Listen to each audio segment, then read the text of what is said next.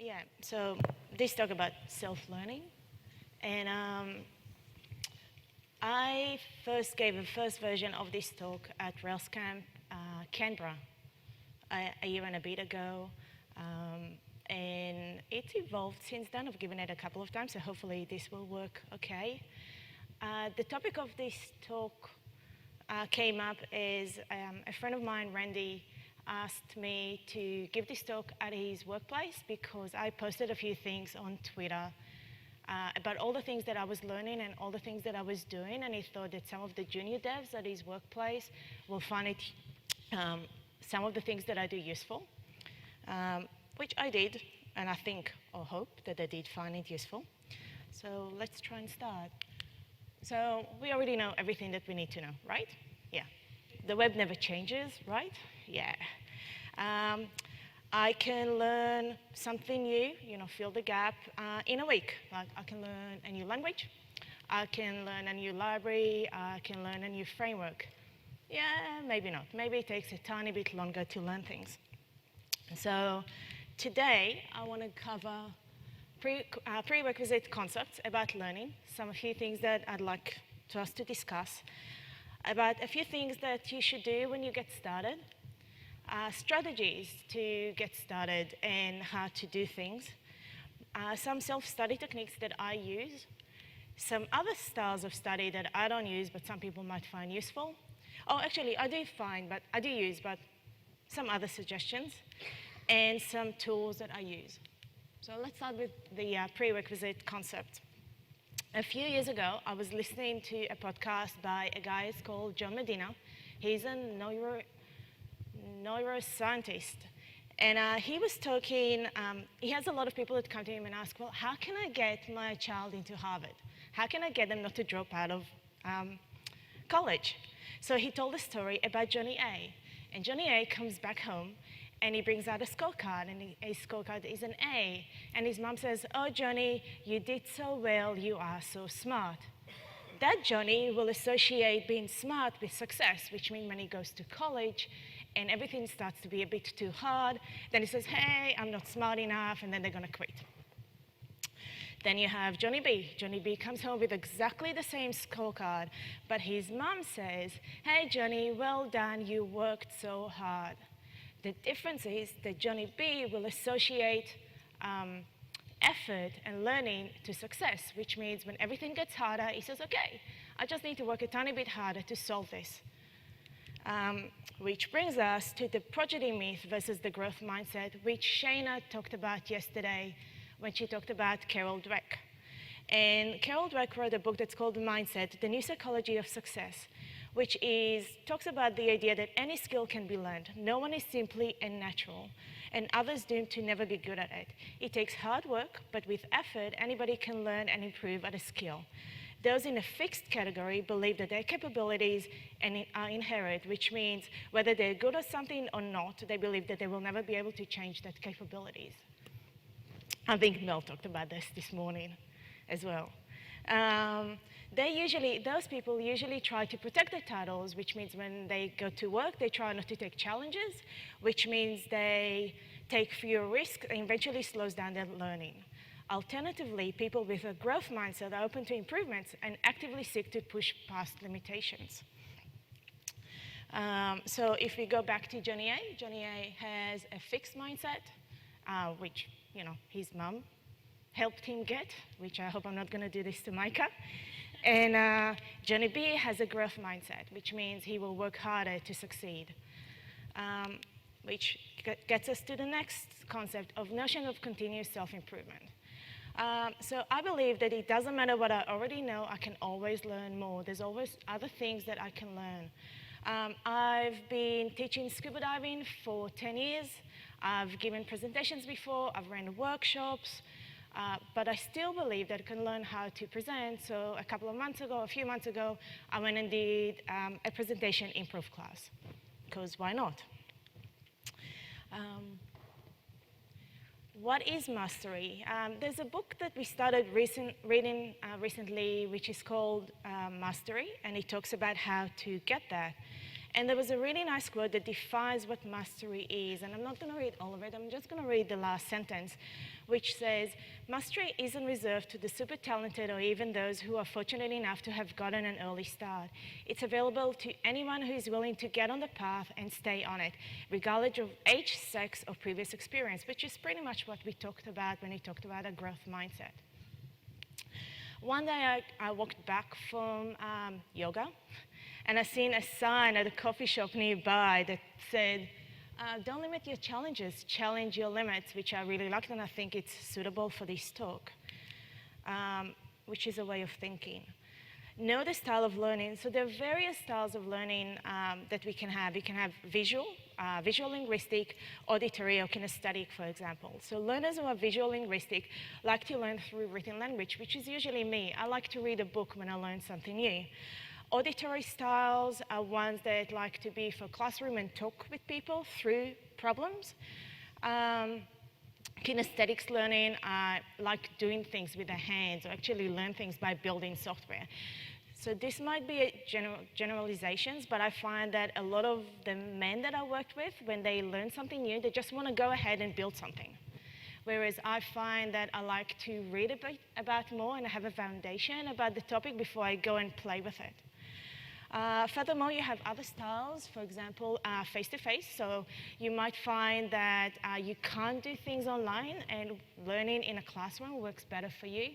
Whereas I have no problem learning online, which from online tutorials or videos, and it really doesn't matter which one works for you. If you know which one works for you better, just go for it.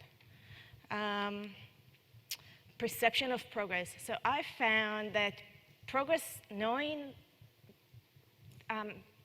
the perception of progress helps you along the way. I find that it makes it very hard for me to make it to the halfway mark, but once I'm there, it's a lot easier to see, the end is just over there. I can make it, which I'm pretty sure is how Trish and the volunteers feel now in the conference on the second day. The concept of grit or self-determination. So grit is defined as a mix of passion, perseverance, and self-discipline that keeps us moving forward in spite of obstacles. You need to want to do this for yourself and not for anybody else. Also, I've seen some place that said that we are not born with grit. We develop it like a muscle. Try and pay attention when you hit an obstacle and see what do you do. I used to live on a very remote island that had nothing to do on the island. So I had heaps of time to invest in myself and my study. Whereas when we moved to New York 2 years ago, New York is a lot busier place. So I found that I need to find the time and actually dedicate the time to put aside for me to keep learning new things. When I was pregnant with Micah, I found at some points, for example, that I really wasn't motivated to go exercise. So I found tricks to get me around to do that. So I would go to a class instead. If you need those tricks, for example, maybe a study group can help you learn something new. So you're dedicated to the group rather just to yourself. Be willing to be stupid. And about teamwork in a psychological safe environment. So be willing to risk the emotional pain of making mistakes is essential, because by reaching, falling, and reaching again is the way that our brain grows and forms new connections. When learning, mistakes are really the guidepost to get us better. Just remember not to take them personally. There are a lot of articles and research that shows that the best workplaces and groups that work together work when they feel safe and secure, and they work in a place that have interpersonal trust and mutual respect, so they feel comfortable to make mistakes and not just be feeling like, oh my God, what have I done? I can't do this. Teams like that become much smarter, as the saying says, that the sum will be greater than its own parts. Hard versus soft skills. So when you start, define the type of skills that you're building. So every skill falls to usually between either hard or soft skills. Hard skills or high precision skills are actions that are performed as correctly and consistently as possible. Think about violin playing, for example. They are about repeatable precision. So they are about the ABC. Always be always be consistent. Soft skills are more highly flexible. So they are not very much consistent. They're about doing the same things. They're not about doing the same things perfectly every time, but they're about recognizing patterns and applying them in different situations, which is pretty much what we do as developers. They are all about the 3 R's: reading, recognizing, and reacting. When you're learning something new, it's good to figure what the skills that you're trying to do and how to learn that. I was trying to say that usually hard skills, you need a mentor, you need a teacher, an instructor to teach you how to do that. But then I was talking to people to say that even a CEO could use a mentor. So it's not necessarily that dry cut. When you start, things that are useful to do, define some goals. When you set a goal, then it's easier to work towards that. Unless you have a goal, you will never reach what how do you know if you reach something that you aimed to go? When you are setting goals, also think about whether they are internal or external. Like, do you really want to do this for yourself rather for somebody else? Set deadlines. So we set goals, but then unless we have a deadline, we can always do it tomorrow. Yeah, there's always tomorrow, right? So without deadlines, things will never get done because they can always be done tomorrow rather than be done now.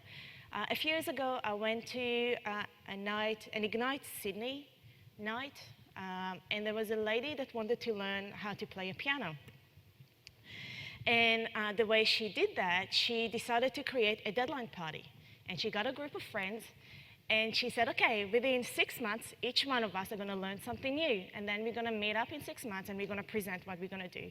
So she, in the end of the presentation, she pretty much played the piano, which was pretty cool. Create challenges. So we talked about that. If I don't create challenges for myself, I find myself in a state of status, like a state of equilibrium and inactivity where I'm not learning anything new. So the keyword here which is the keyword here that I'm trying to avoid. So I'm trying to create challenges for myself. For example, public speaking can be a challenge. I wanted to learn Vim, so I disabled, to be a better Vim user, so I disabled the arrow keys in Vim, for example. Just things to make you laugh a bit harder, but not too bad.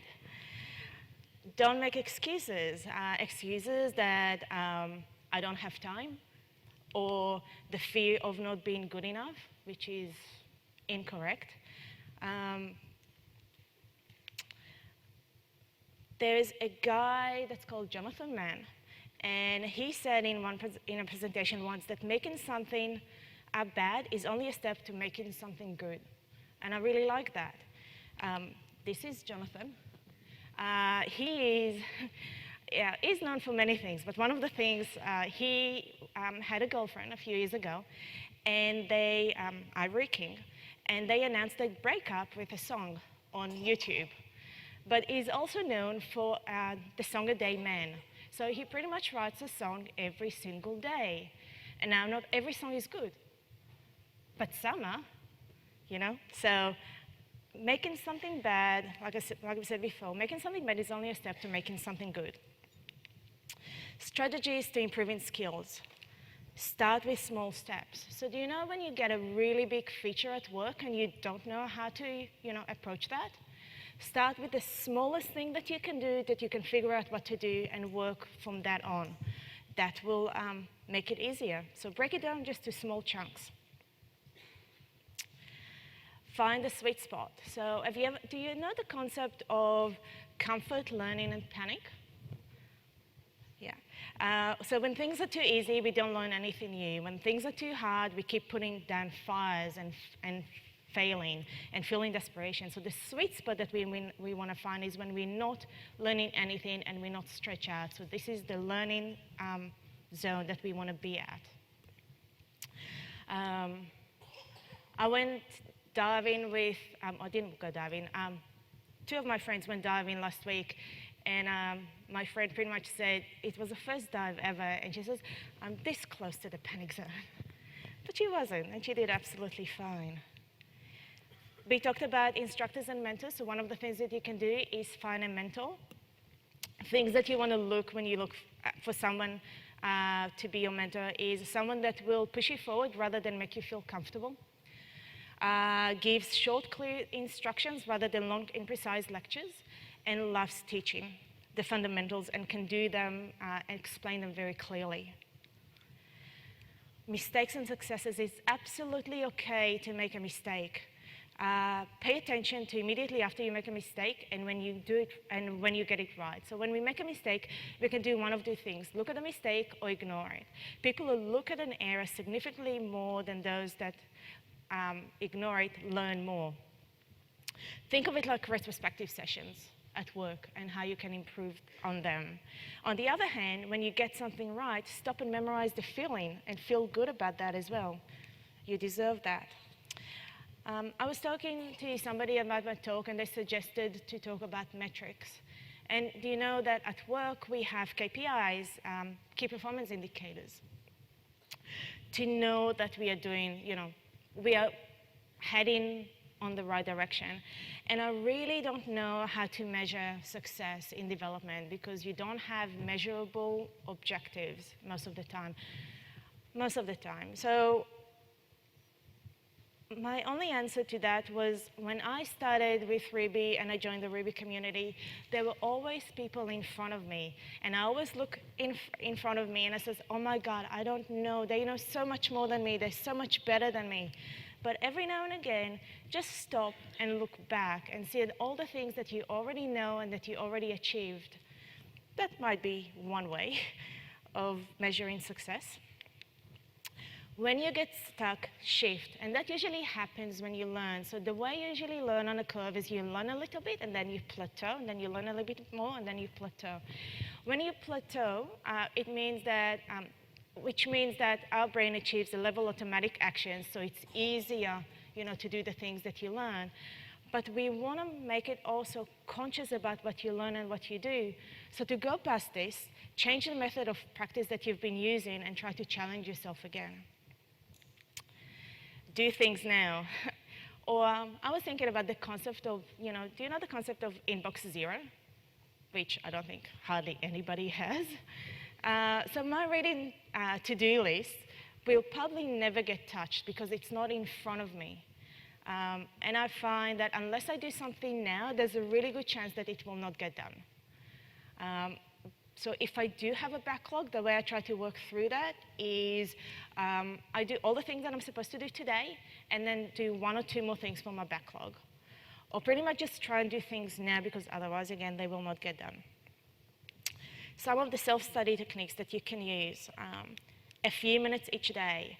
Choose 5 minutes a day over 1 hour a week, preferably 15 minutes if you can afford that, because small daily practice is more effective than once a week, because your brain re-engages in the problems and learns incrementally a little bit every day.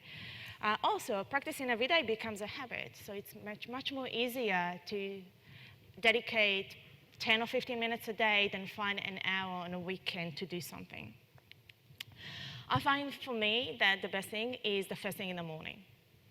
First thing in the morning before I start my work, when my brain is fresh, just to go and do stuff. Your morning could be 12 p.m. if this is when you wake up. I have somebody at Thoughtbot that gave a talk about the 4:30 Club, which he wakes up every day at 4:30, and for an hour before his family wakes up, he goes and he does things. I tried that at 5:30, and I ended up just going to the gym instead of doing something useful, so I gave up on that.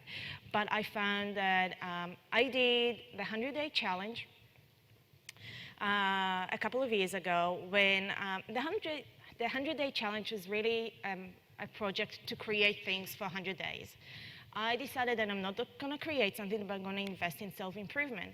So my self-improvement for that time was I wanted to watch a few videos that I never had time to watch. So I caught up on one Ruby topics a day, one Vimcast a day, and one distro software video a day. So that took about half an hour of my day, plus summary of whatever I was watching.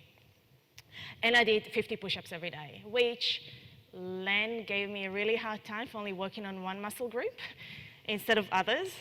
But I found that when I started the day with half an hour and then continued with the rest of my workday, it just worked out. I managed to do about 71 days out of the 100. And when I looked back, I watched more than 200 videos at that period, which I think was awesome. Create a routine. So once you have a routine, it's a lot easier to keep on going rather than trying to get yourself into, it gets you into a momentum rather to try to use all the energy to get started again and again and again. Some people say that you can create a routine after 21 days, other one says after 70 days, I don't know. But just start with something small. There's a book that's called Small Habits, and it says start with something really, really small and add it to another thing that you do daily.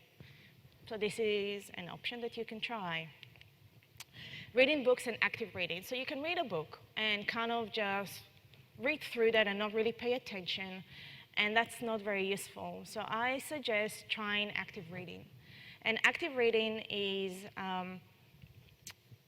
it has levels. So usually what I do is I read the book and I highlight things that I want, and if it's a paper book, I will write notes on the side, and then I will go ahead and summarize the book, and then you can also go ahead one more, critically thinking about the book and what it talks about. And the top level is to be able to voice an opinion on the topic that you are reading on. The more repetition that you have, the higher the skill level or absorption of the topic you will have. Refactoring, this is another thing that I tried. So I picked up the Refactoring Ruby edition, and I decided that I'm going to do one chapter every week, and then just take a piece of code and refactor it, once a week. And I did that for a while. So, or you can use exorcisms or code cutters or other things that let you practice a bit more. I've used online courses, videos, casts, and podcasts. I think a lot of people here will be familiar with that. I've followed up with various weekly email newsletters, so that as well. And there's also a thing that believes that to do something like finish the day with 15 or 20 minutes of reading a book in bed on the topic that you want to learn. And try to do this on something that is not too much bright light before you go to bed. And then you have other styles of studies, which I think a lot of those people will know here. So community events like Rails Camp, which most of the people here will be familiar with, but people in the States were not. At ThoughtBot, we had Investment Fridays, which I used to invest in yourself and in the company. Study groups is an option, pairing with other people, mentoring and teaching. So even if you don't think that you know much, by teaching other people, you get to know the topic a lot better. Doing workshops. So I ran and I did quite a few different workshops throughout my days. Writing blog posts, book clubs. And I know that quite a few workplaces around here do that. We did that in the New York office, but we did that more for consulting books, so it was easier for people to discuss them, but it not necessarily has to be those, and getting feedback. Because unless you get feedback, you live in a bubble and you don't know exactly how you're doing. So you learn from other people by talking to them about what you do. Tools that I use. I use Dash to keep snippets of codes that I want to remember. Taking notes of either books that I read or things that I want to remember. Pomodoro. So I found that when I was between client work and I didn't have like a feature that I need to do today, I found it really hard to concentrate and actually do whatever I wanted to do and learn that day. So I found Pomodoro very, very useful at that time. I've seen a lady that does a very detailed commit messages on when she's learning and working on a project, because unless you do that, you look back and you don't remember exactly what you've done, but she went a step forward and explained all the things that she did and why, which was awesome. I use Todoist. I use quite a few, many different to-do apps, but the one that I've settled on recently is Todoist, just to remind me all the things that I want to do that day. I use Twitter as my bookmarks for resources that I want to remember, or revisit.io that was written by Carl Woodward, which is an alternative to Delicious that doesn't exist anymore. Okay, so before we finish this, I just want to talk about a couple more things. Having a good night's sleep. So I know that a lot of people had quite a few drinks at the conference last night, which is fair enough. But if you want to learn, you really need a good night's sleep so you're fresh and able to absorb new concepts. Also, what we are learning during the day is kept in a buffer and being absorbed at night. So you always will know a topic better the day after. It's pretty much, think about it like writing to a hard drive. Not enough time. So you're over 40, you're a parent, you have limited time, you overcommitted to things. Be selective with what you learn, and it's all about the small wins. Just learning small things at a time.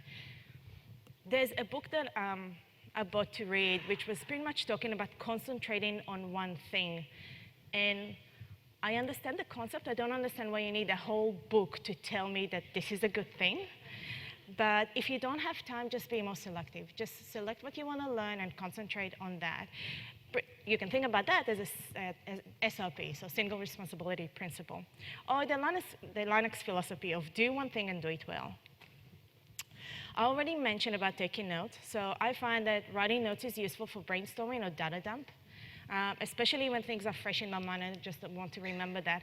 I started doing this talk as just writing them in notes on my phone, because then I can think about that and I can ponder them and I can go back and reflect on them and just adjust them a bit later.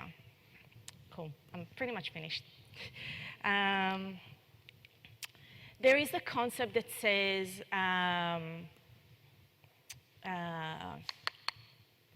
sorry. Just a minute. There's a concept that says that you need 10,000 hours to become an expert. So yeah, you need a lot of hours to become an expert, but you need them to be conscious and deliberate practice. There's a guy, Josh Kaufman, this guy, and he talks about that you only need 20 minutes to understand a topic well enough to feel more comfortable in it. So think about the first 20 minutes to begin with, and then work your way through then. When things don't go to plan, don't beat yourself too hard when you haven't done something that you planned. Remember about mistakes? It's okay to make mistakes every now and again. Because we are perfect? No, it's not about perfect, it's about making progress. It's about making progress and keep moving forward, because awareness is half the battle. So self-learning is not a sprint, it's pretty much a marathon. And that's it for me. Thank you.